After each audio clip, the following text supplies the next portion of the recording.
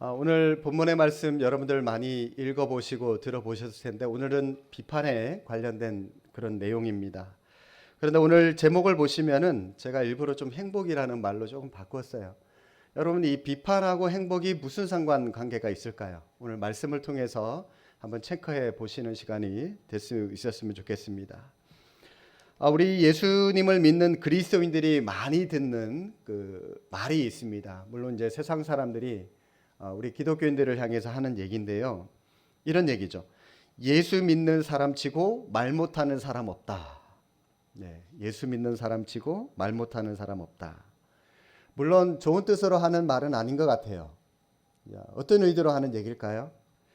다른 사람들의 잘못을 잘 지적하고 또 그 사람들을 비난하는 일에 있어서 예수 믿는 사람들이 굉장히 잘한다. 그런 의미에서 이 비꼬는트로 하고 있는 그런 얘기입니다. 교회에 오래 다니고 믿음이 좋다는 분들 중에도 다른 사람들에게 상처를 주는 언어 습관을 가진 분들이 교회 안에도 의외로 많이 있는 것 같습니다. 마치 혼자서 교회를 한번 변화시켜 보겠다, 아니면은 이 세상을 한번 바로잡아 보겠다, 그런 마음을 가지고 있는 것처럼 사사건건 여기 간섭하고 저기 간섭하면서 비판하고 비난하는 사람들이 교회 안에도 많이 있습니다.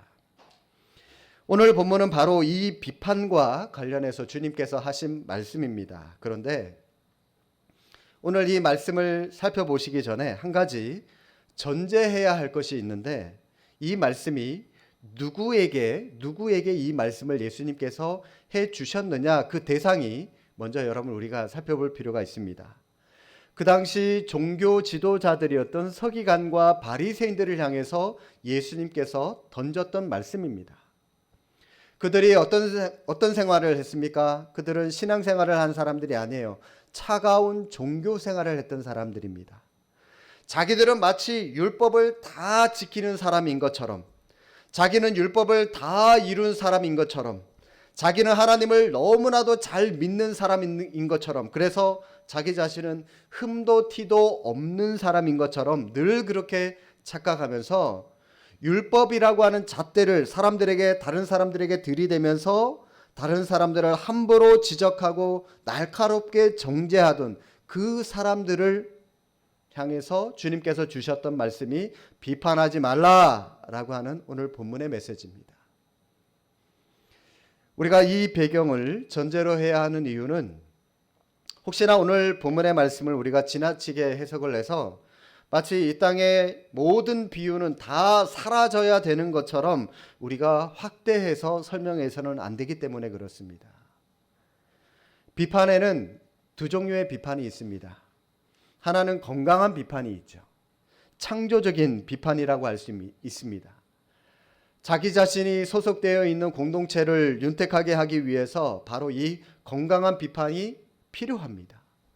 우리 교회 안에도요, 우리 교회의 부흥과 발전을 위해서 성도님들 많이 고민하고 많이 비판해 주셔야 됩니다.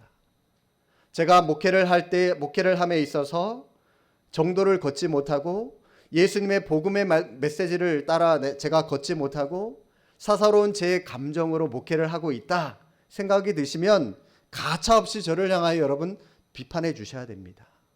저뿐만이 아니라 우리 장로님들, 권사님들, 안수집사님들도 마찬가지예요. 하나님의 사랑으로 여러분들을 케어하고 여러분들을 신방하고 여러분들을 돌아봐 주셔야 되는데, 그게 아니라 개인적인 사사로운 감정으로, 사사로운 어떤 욕구로 인하여 교회를 사리사욕으로 채우고자 하신다는 그런 목적이 보인다면 그분들을 향해서도 여러분 가차없이 비판해 주셔야 됩니다. 이러한 건강한 비판 우리 교회 안에 필요해요. 이 건강한 비판을 다른 말로 충고라고 말하죠. 조언이라고 얘기를 합니다. 이런 비판은 필요합니다. 그런데 오늘 본문에 나와 있는 이 서기관과 바리새인들을 향하여 비판하지 말라라고 하신 이 비판의 말씀은 그냥 비판을 위한 비판을 얘기하는 겁니다.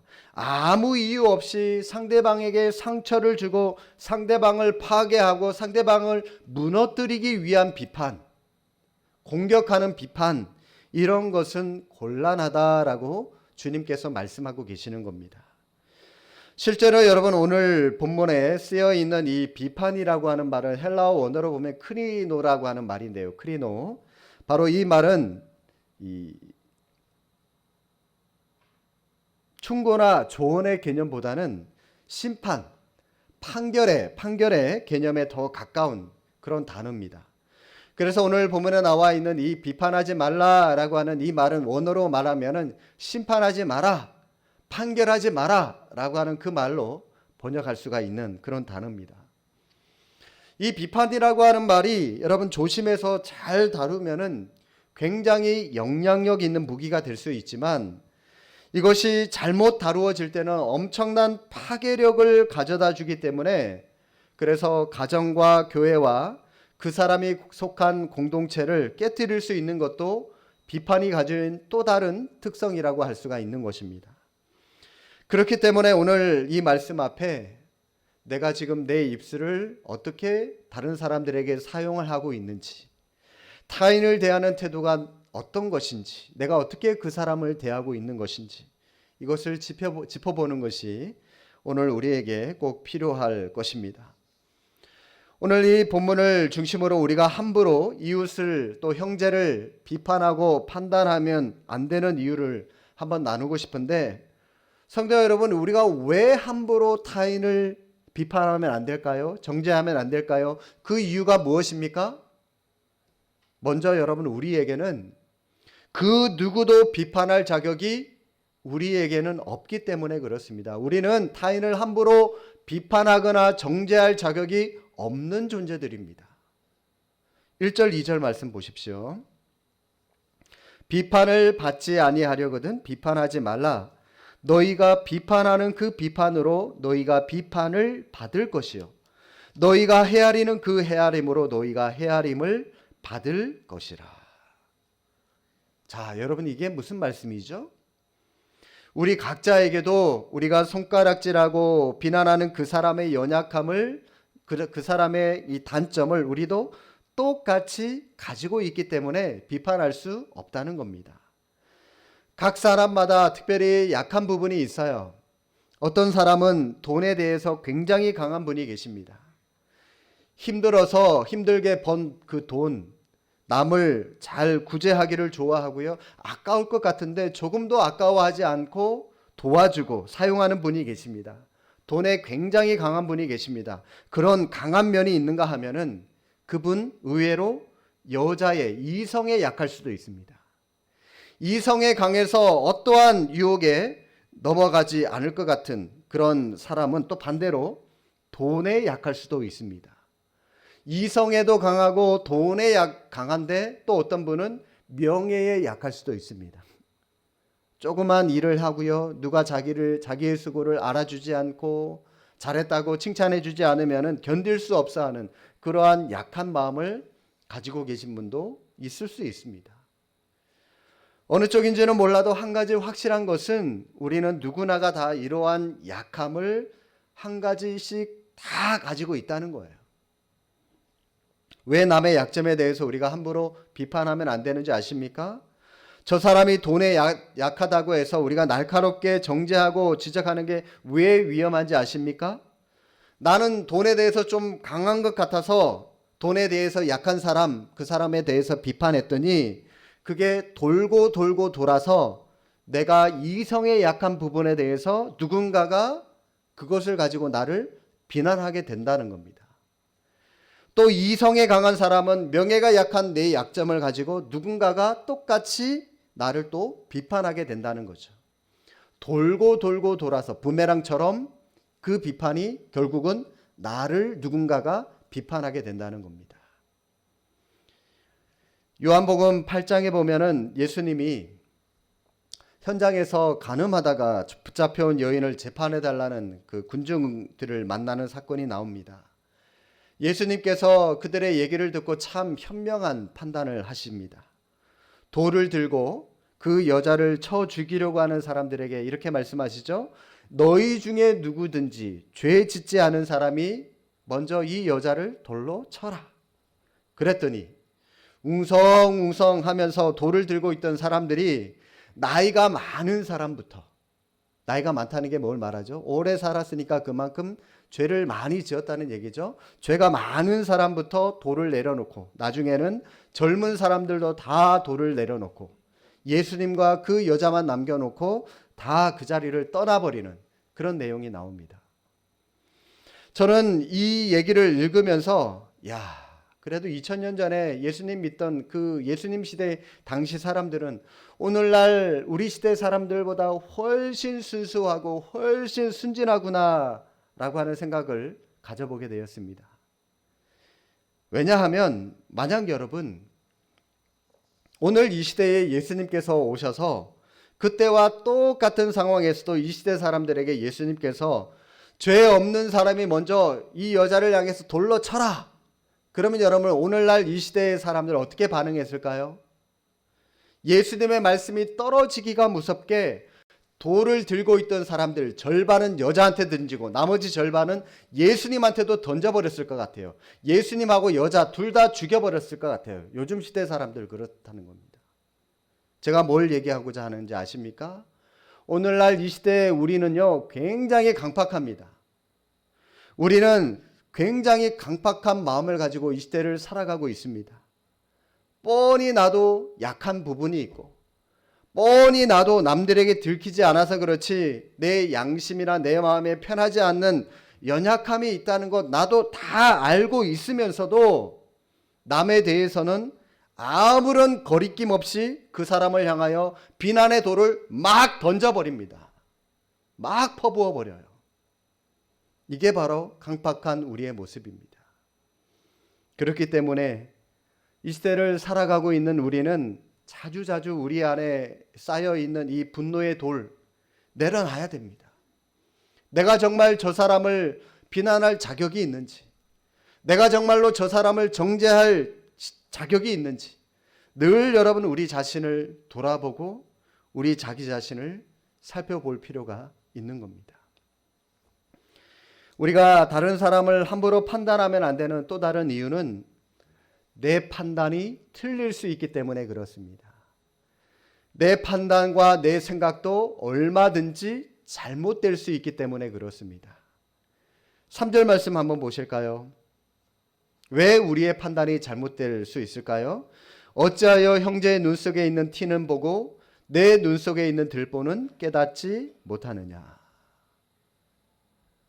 아담의 범죄 이후로 우리 눈에는요, 우리 안에는 티가 있든지 들보가 있든지 뭔가가 그때부터 생기게 되었습니다. 좀 더 쉽게 여러분들에게 말씀을 드리면 아담의 범죄 이후로 우리 눈에는 늘 자리 잡고 있는 게 있습니다. 티, 들보. 여러분 이게 다른 말로 뭐라 그러죠? 죄입니다. 죄. 우리 안에는 죄라고 하는 것이 있기 때문에 객관적으로 사물을 객관적으로 판단할 수 있는 능력을 이 죄 때문에 상실해 버렸어요. 이 죄 때문에 우리의 생각이 우리의 판단이 얼마든지 틀릴 수 있다는 겁니다.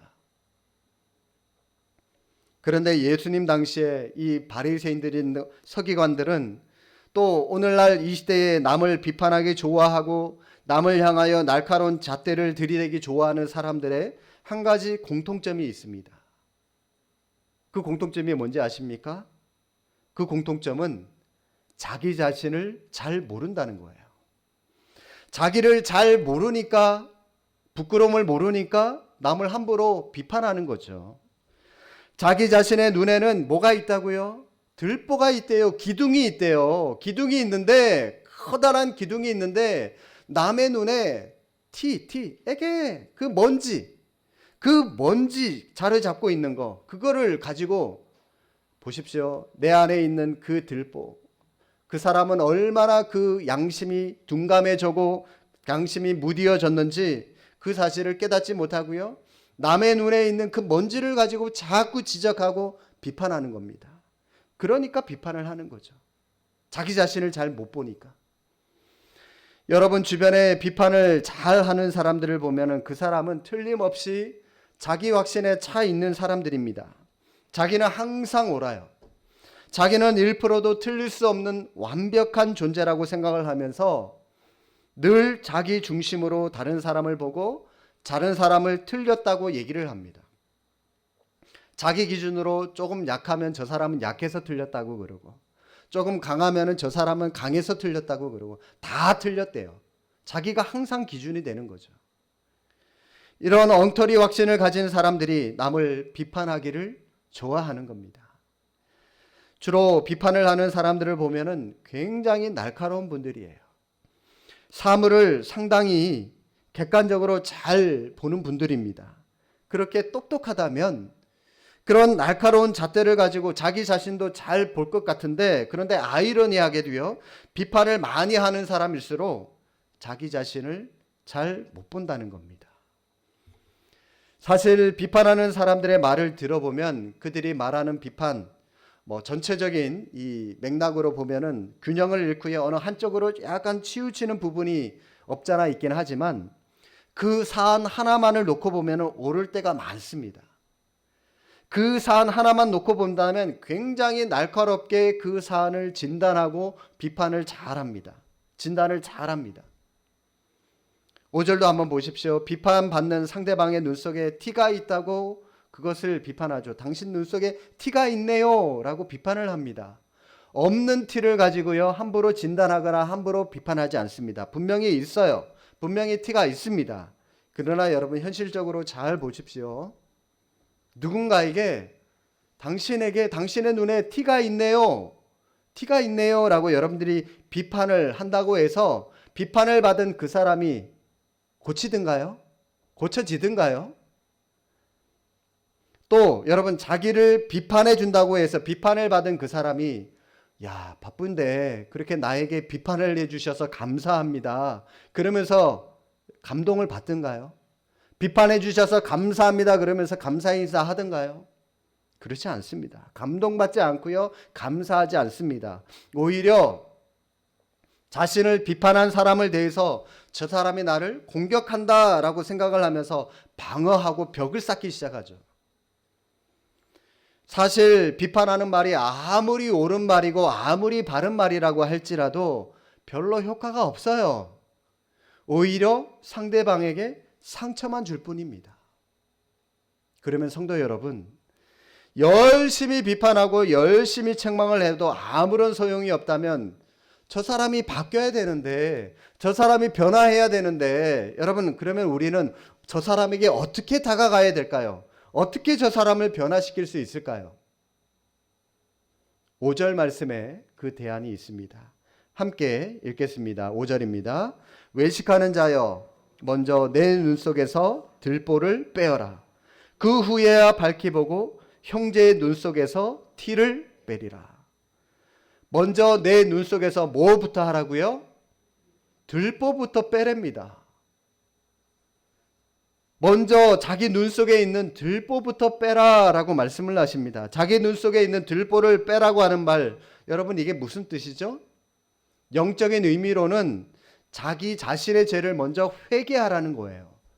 너의 들보부터 빼라. 들보가 죄라고 그랬죠. 죄를 빼라. 너의 죄부터 회개해라. 그 말입니다. 그리고 이 말을 좀 더 실제적으로 우리의 삶에 적용을 하면은 너 자신에게 엄격해라. 그 말입니다. 그런데 여러분, 우리는 어떻게 하죠? 거꾸로 합니다. 자기 자신에게는 엄격하고 타인에게는 너그러운 태도로 살아가야 되는데 우리는 거꾸로 살아가죠. 나한테는 너그럽고 타인에게만 엄격합니다. 내로남불하죠. 내가 하면 로맨스고 타인이 하면 불륜이라고 신랄하게 비판하고 비난합니다. 어떤 기독교 잡지사에서 목사님들을 대상으로, 전국교회 목사님들을 대상으로 설문조사를 한 게 있어요. 조사의 질문이 뭐냐면, 목회자로서 교회에서 제일 불편하고 제일 가까이 하기 힘든 성도님들이 어떤 사람입니까? 라고 하는 질문이었습니다. 여러분, 많은 목사님들이 응답한 제일 불편하고 제일 가까이 하기 힘든 성도님들 1위, 두구두구두구 1위, 어떤 사람들일까요? 어떤 성도들일까요? 1위가요 40일 금식 기도한 성도, 2위가 철야기도 잘하는 성도, 3위가 신학 공부한 성도. 결과가 굉장히 의외였어요. 제가 이 설문지를 한번 보고요. 제가 충격받았습니다. 깜짝 놀랐어요. 목회자 입장에서 40일 금식 기도하고 철야 기도를 잘 하고 밥 먹듯이 하고 신학을 공부해서 하나님을 잘 아는 성도들로 구성된 그런 교회를 선호할 것 같은데 오히려 가장 싫어하는 부류에 그분들이 들어가 있더라고요. 그 이유가 뭘까요? 40일 금식 기도에서 자기 눈에 있는 들보를 빼려고 노력하는 것이 아니라 자꾸 기도한 영적인 눈을 가지고 남의 티만 지적하는 거예요. 남의 티만. 보니까 아무개 집사는 새벽 기도 안 나와서 문제가 많다는 겁니다. 요즘 아무개 권사는 기도도 안 하고 금요 기도에도 안 나고 문제가 많다는 거예요.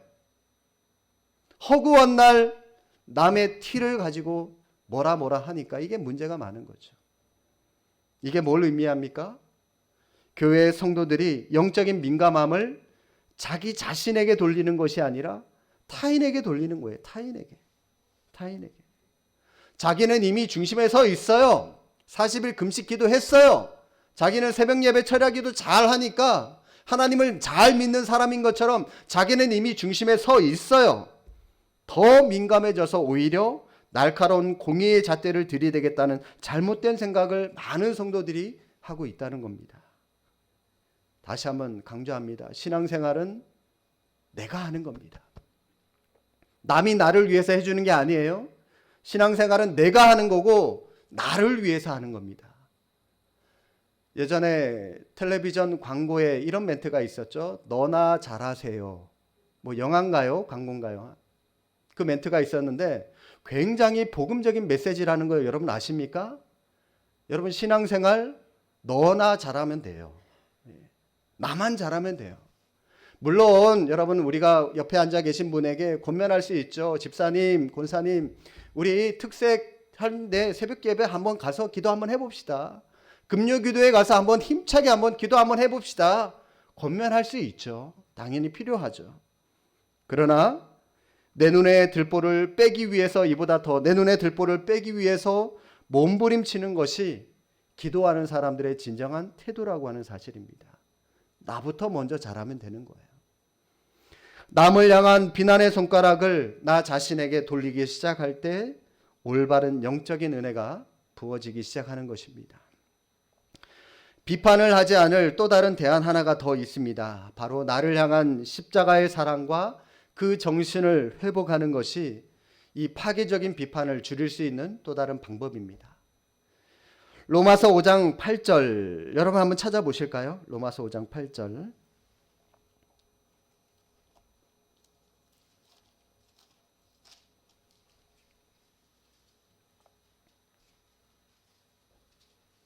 신약성경 245쪽에 있습니다.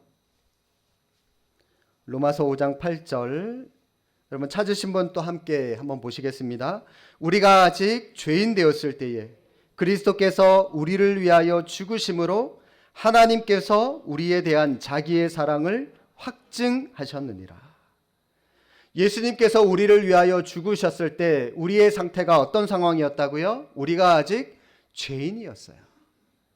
우리가 죄인이었는데도 불구하고 의로운 자가 아닙니다. 우리가 여전히 죄인이었는데도 불구하고 예수님께서 우리를 위하여 십자가를 지셨다라고 말씀을 하십니다. 저는 이 구절을 읽을 때마다 굉장히 감사하면서 또 다른 한편으로는 아찔해요. 아찔하더라고요.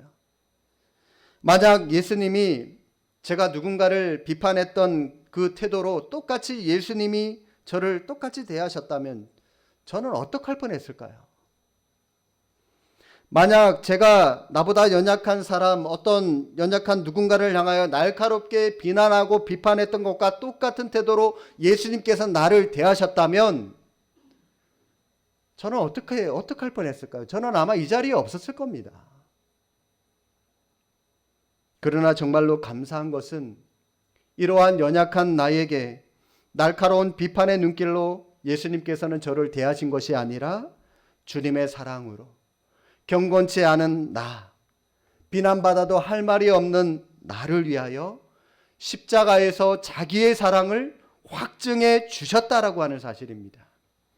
이 사랑을 경험하고 나니까 내가 남을 대하는 태도가 달라질 수밖에 없는 겁니다. 성도 여러분, 우리가 왜 함부로 남을 비판하고 남을 함부로 정죄하는지, 왜 그런지 이유를 아십니까? 왜냐하면 우리가 하나님의 은혜를 제대로 받은 경험이 없기 때문에 그런 겁니다. 바리새인들처럼, 서기관들처럼 성경은 많이 분석하고 나는 하나님을 잘 섬기는 사람들이야 라고 그렇게 생각할지는 모르지만, 그러나 하나님께서 나를 직접 만져주시고 내 상한 마음을 하나님께서 직접 찾아와 주시고 치유해 주셨다라고 하는 그 주님을 만난 사랑의 경험이 없기 때문에 다른 사람을 함부로 대하는 거죠. 길을 가다가도요, 막 울컥해요. 갑자기 예배를 드리다가도요, 찬양 하나 부르다가도요, 어떤 가사 하나에 꽂혀가지고 이유를 알 수 없는 눈물이 막 줄줄줄 흘러내립니다. 왜 나 같은 사람을 하나님께서 구원해 주셨을까? 자격 없는데, 내가 봐도 잘난 구석 하나 없고 성격은 모가나고 왜 이런 나를, 왜 이런 죄인인 나를 하나님께서 비판하지 아니하시고 십자가의 사랑으로 나를 불러주셨을까? 이 은혜를 여러분 경험하고 나면은 내가 나 자신에게는 물론 남을 대하는 태도, 우리 교회, 여러분 가정, 여러분 직장 공동체를 대하는 그 태도가 달라질 수밖에 없는 겁니다. 우리 성경 한 군데만 더 찾아보겠습니다. 베드로전서 4장 8절입니다. 베드로전서 4장 8절.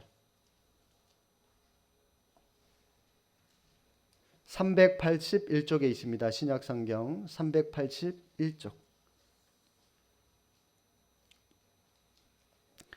여러분 볼펜이나 형광펜을 가지고 계신 분 계시면 진하게 여러분 한번 체크를 좀 해 두십시오.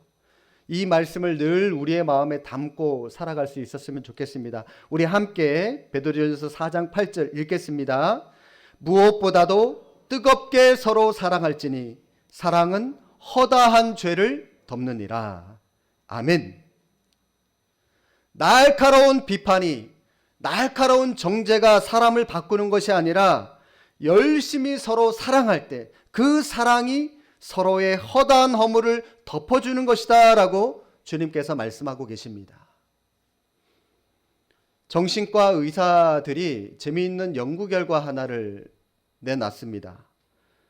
신경과민증 환자 95%가 남을 비판하기 좋아하는 사람들이다. 굉장히 흥미롭죠? 신경과민증 환자 95%가 남을 비판하기 좋아하는 사람들이다. 남을 비판하고 비난했더니 그것이 결국은 누굴 찔렀다고요? 자기 자신을 찌르는 거예요. 그래서 자기의 마음이 평안히 다 뺏겨버리고 안정된 마음 다 빼앗기게 되고 결국 자신은 어떤 사람이 됐어요? 신경과민증 환자가 돼버렸습니다.